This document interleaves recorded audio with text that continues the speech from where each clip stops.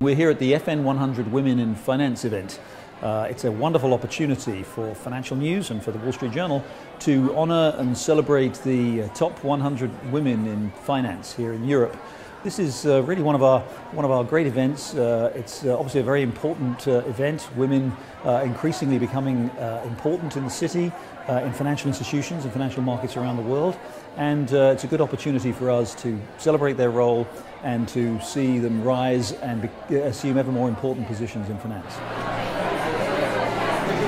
Women's opportunities since the financial crisis have changed for the better in a lot of ways. I think in general it might not be the landmark of the crisis so much as the fact that people are just more aware now than ever that they need a range of skills, not just one kind of skill. I tend to jokingly say that if women had been in charge there wouldn't have been a financial crisis, but I don't think it's made a huge difference to women's lives working in, particularly in pensions. Women just get on and do the job. I think people are very conscious, and you hear a lot of talk about that in the press, of the testosterone-filled environment, which perhaps created that risk environment, and the awareness that women are possibly more thoughtful about the way they take risks. Women are particularly good at negotiating, explaining, trying to find the right way to do something, and that's something that women particularly bring within the pensions space.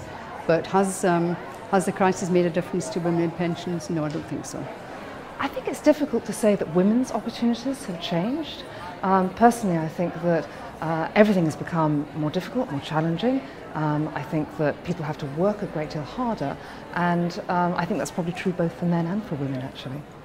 I think that for some people opportunities have diminished, and for others opportunities have increased, and I think it's, as I say, not specific to gender, it's just specific to the world of finance. One of the challenges is going to be attracting women to some of those roles. I do a lot of work in graduate recruitment for the bank, and one of the challenges we have is getting more women into trading, which sounds like the problem is the men finding women that they think will be able to do the role. But actually, the challenge really is finding women who are attracted to the role. Trading for a woman looks like something that's very monotonous, sitting at the desk, staring at the screen all day, whereas most women really enjoy interacting with people and talking to people a bit more. So I see women more drawn towards sales roles. Structuring is a very good role for women. I think that the firms need to still be much more flexible in the way that they choose to have women in the workforce. If I think about the flexible hours that women need in order to have not necessarily a work-life balance, but at least be able to have time with their families where it's relevant. And I think for them it's still a tremendous challenge to be able to balance that correctly and still have a meaningful career path. So I think there are some areas that are easier for women in the workforce, somewhere around with the soft skills, so in the sales areas, in the banking coverage where they have client relationships. Perhaps that's somewhat easier than a trading job where you're extremely desk bound, which I find that a lot of the women that I've worked with have much preferred a sales coverage role rather than an actual trading role.